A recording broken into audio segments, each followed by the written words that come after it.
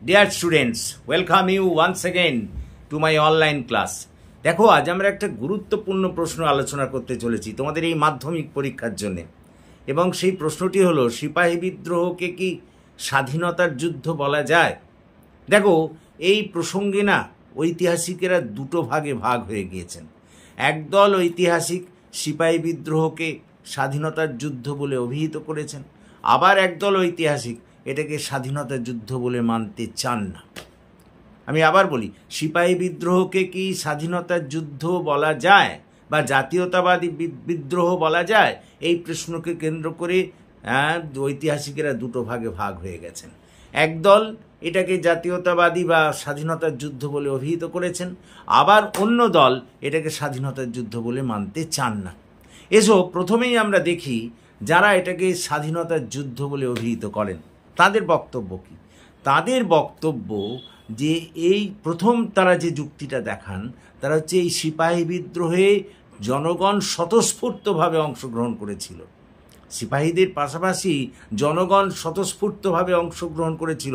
বহুদিন তারা ইংরেজদের দ্বারা অত্যাচারিত হয়েছে, ইংরেজদের হাত থেকে মুক্তি পাওয়ার জন্য তারা লড়াই গণবিদ্রোহ করেছিল বলে তারা বলে থাকেন, যারা এটাকে ভারতবর্ষের প্রথম স্বাধীনতা যুদ্ধ বলেন। দ্বিতীয়ত বলেন বিহার এবং উত্তরপ্রদেশে শ্রমজীবী সম্প্রদায়ও ওই ইংরেজদের বিরোধিতায় অবতীর্ণ হয়েছিল, এটাকেও তারা একটা গণবিদ্রোহের রূপ বলে অভিহিত করেন। তৃতীয়ত তারা বলেন যে ইংরেজদের বিরোধী আন্দোলনে সিপাহীদের পাশাপাশি লক্ষাধিক মানুষ, সাধারণ মানুষ তাদের বিরুদ্ধে আন্দোলনে নেমেছিল, যেটা নিঃসন্দেহে প্রমাণ করে যে এটা স্বাধীনতার যুদ্ধ ছিল। এ কথা বলছেন কারা? যারা সিপাহী বিদ্রোহকে স্বাধীনতার যুদ্ধ বলে মনে করেন। এবার এসো আমরা দেখি সিপাহী বিদ্রোহকে যারা স্বাধীনতার যুদ্ধ বলে মানেন না তারা কি বলছেন। তাদের প্রথম যুক্তি হলো যে স্বাধীনতার যুদ্ধে আপামর জনসাধারণ অংশগ্রহণ করে, কিন্তু আমাদের এই সিপাহী বিদ্রোহে আপামর জনসাধারণ অংশগ্রহণ করেনি। শিখ, গোর্খা, এমনকি বাংলার বুদ্ধিজীবী সম্প্রদায় এতে কিন্তু অংশগ্রহণ করেনি। সেই কারণে তারা এটাকে স্বাধীনতার যুদ্ধ বলতে চান না। দ্বিতীয়ত তারা বলেন যে স্বাধীনতার যুদ্ধের প্রথম এবং প্রধান লক্ষ্য হয় স্বাধীনতা অর্জন করা, কিন্তু এই সিপাহী বিদ্রোহে যারা অংশগ্রহণ করেছিল তাদের কারোরই কিন্তু স্বাধীনতা অর্জন করার লক্ষ্য ছিল না। সিপাহীদের লক্ষ্য ছিল তাদের সুযোগ সুবিধা আদায় করা, সামন্ত প্রভুদের লক্ষ্য ছিল তাদের রাজ্যকে ইংরেজদের হাত থেকে রক্ষা করা, অর্থাৎ যে যা নিজ নিজ, আবার সাধারণ মানুষ যোগ দিয়েছিল জিনিসপত্রের দাম কমানোর জন্য।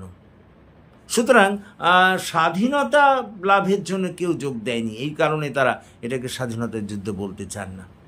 তৃতীয় যারা যুক্তি দেখান যেটাকে স্বাধীনতার যুদ্ধ বলা যায় না, তারা বলছেন স্বাধীনতার যুদ্ধে যে দেশাত্মবোধ বা দেশপ্রেম থাকে, সিপাহী বিদ্রোহ কিন্তু সেই দেশাত্মবোধ বা দেশপ্রেম ছিল না, সেই আত্মত্যাগের দৃষ্টান্ত ছিল না। সেই কারণে তারা সিপাহী বিদ্রোহকে স্বাধীনতার যুদ্ধ বলতে চান না। তাহলে দেখো, একদল এটাকে স্বাধীনতার যুদ্ধ বলছেন, অপর দল এটাকে স্বাধীনতার যুদ্ধ বলছেন না। এই পরিপ্রেক্ষিতে আমরা বলতে পারি যে সত্যি কথা বলতে কি বিশুদ্ধ স্বাধীনতা সংগ্রাম বলতে যা বোঝায় সিপাহী বিদ্রোহ তা ছিল না।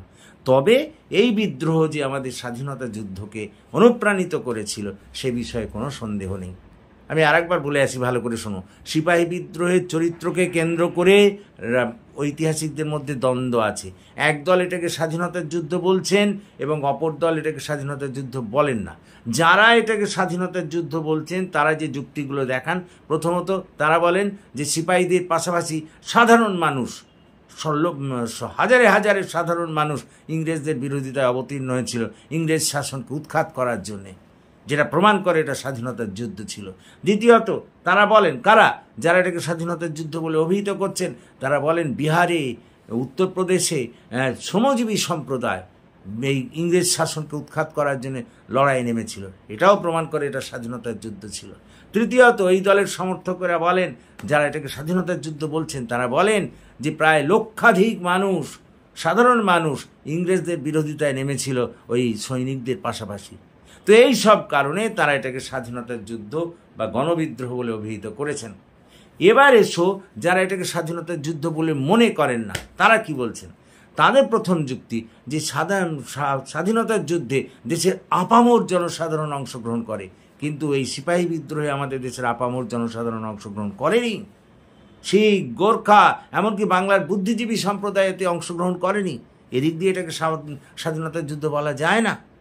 দ্বিতীয়ত, স্বাধীনতা যুদ্ধের সবার অন্যতম লক্ষ্য, সবার লক্ষ্য থাকে স্বাধীনতা অর্জন করা, কিন্তু সিপাহী বিদ্রোহে যারা অংশগ্রহণ করেছিল তাদের কারোরই স্বাধীনতা অর্জন করার লক্ষ্য ছিল না। সিপাহীদের লক্ষ্য ছিল সুযোগ সুবিধা আদায় করা, সামন্তদের লক্ষ্য ছিল তাদের নিজের রাজ্যকে বাঁচানো, সাধারণ মানুষের লক্ষ্য ছিল জিনিসপত্রের দাম কমানো। স্বাধীনতা অর্জন কারোর লক্ষ্য ছিল না, এই কারণে তারা এটাকে স্বাধীনতার যুদ্ধ বলতে চান না। এবং তৃতীয়ত, তারা বলেন যে স্বাধীনতার যুদ্ধে যে দেশাত্মবোধ থাকে, যে আত্মত্যাগ থাকে, সিপাহী বিদ্রোহে কিন্তু তা ছিল না। সেই কারণে তারা এটাকে স্বাধীনতার যুদ্ধ বলেন না। তাহলে দেখো, একদল এটাকে স্বাধীনতার যুদ্ধ বলছেন এবং অপর দল এটাকে স্বাধীনতার যুদ্ধ বলছেন না। এই পরিপ্রেক্ষিতে আমরা বলতে পারি যে বিশুদ্ধ স্বাধীনতার যুদ্ধ বলতে যা বোঝায়, সিপাহী বিদ্রোহ কিন্তু তা ছিল না। তবে এই বিদ্রোহ, এই সিপাহী বিদ্রোহ যে আমাদের স্বাধীনতার যুদ্ধকে অনুপ্রাণিত করেছিল, সে বিষয়ে কোনো সন্দেহ নেই। আশা করি তোমরা বুঝতে পেরেছ। ঠিক এইভাবেই লিখতে হবে। এবং যদি বুঝতে পারো তাহলে প্লিজ আমার এই চ্যানেলের কথা সব বন্ধুবান্ধবদের মধ্যে শেয়ার করো, তাদেরও এতে ক্লাসে অংশগ্রহণ করতে বলো। এবং সর্বোপরি যারা এখন আমার এই চ্যানেলটিকে সাবস্ক্রাইব করোনি, প্লিজ সাবস্ক্রাইব মাই চ্যানেল। আমাকে এগিয়ে আসতে সাহায্য করো যাতে আমি তোমাদের আরও বেশি করে কাজে লাগতে পারি। That's all.